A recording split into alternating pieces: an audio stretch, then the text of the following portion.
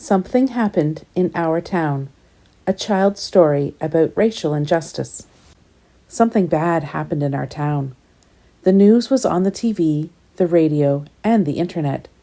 The grown-ups didn't think the kids knew about it. But the kids in Miss Garcia's class heard some older kids talking about it, and they had questions. After school, Emma asked her mother, "Why did the police shoot that man?"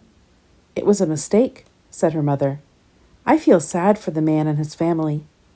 "Yes, the police thought he had a gun," said her father. "It wasn't a mistake," said her sister Liz. "The cops shot him because he was black." Emma was confused. "He is brown, not black," she said. "Some black people have dark brown skin, and some have light brown skin," Emma's father explained. "Black usually means African American. Most of their ancestors were brought here from Africa as slaves." "I know what a slave is," said Emma. "That's when you have to do whatever the other person says." Yes, slaves had to do whatever white people told them to do.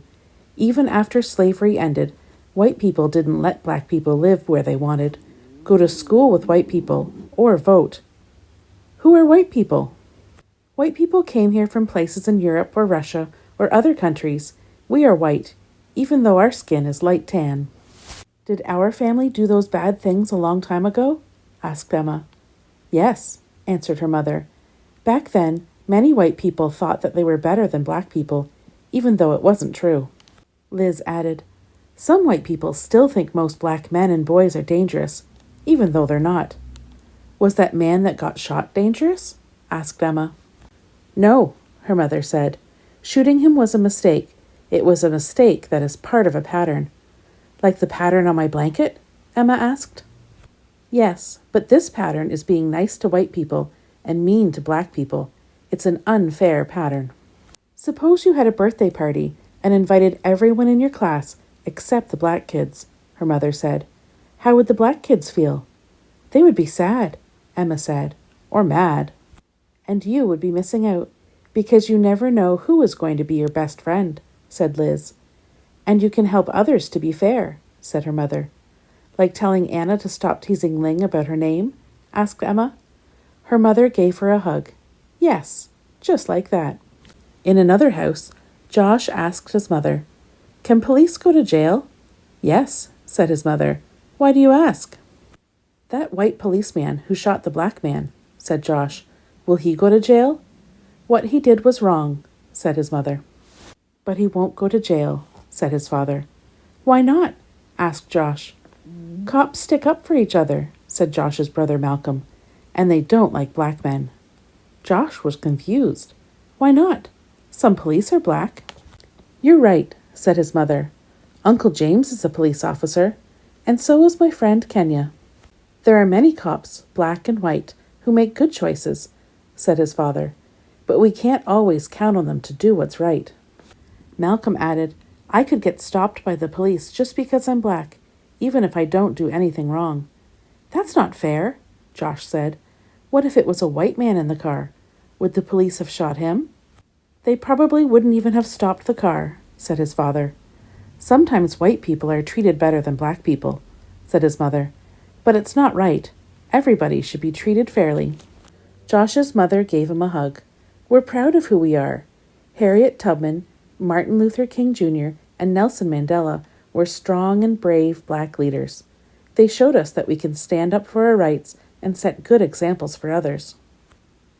They were treated unfairly, but helped others learn to be more fair." "Some people haven't learned yet," said his father angrily. "Why are you mad?" asked Josh. "I'm mad that we're still treated poorly sometimes, but I can use my anger to make things better," said his father. "Black people have a lot of power if we work together to make changes." "I have power," Josh said, "and I'm smart." His father smiled. "You're right." His mother added, "And you can change people's hearts by sticking up for someone who is not treated fairly." "Like how Malcolm sticks up for me when the kids tease me about my glasses?" Josh asked. "He tells them to step off." "Just like that," his parents said. The next day, a new kid joined Emma and Josh's class. His name was Omad, and he was from a country far away. Omad didn't know where to sit or what to do because it was his first day in school. He talked a little bit, but it was hard to understand him. He said he was learning English. After lunch, the class went outside to play soccer. Daniel and Sophia picked kids to be on their teams. All of the kids were picked to be on a team, except Omad. Daniel said Omad probably didn't know how to play because he was new. Sophia said Omad might not be good at soccer. Josh remembered what his mother said about sticking up for people who were treated unfairly. Emma remembered what her mother said about unfair patterns and birthday parties. All of a sudden, Omad wasn't alone. Emma and Josh were leading him to their team. "We have enough kids on our team," Daniel said. "We don't need him." But Josh was ready. "Step off," he said. "He's playing." "Yeah," said Emma. "We don't want to miss out." And just like that, Emma and Josh gained a new friend and started a better pattern in their school.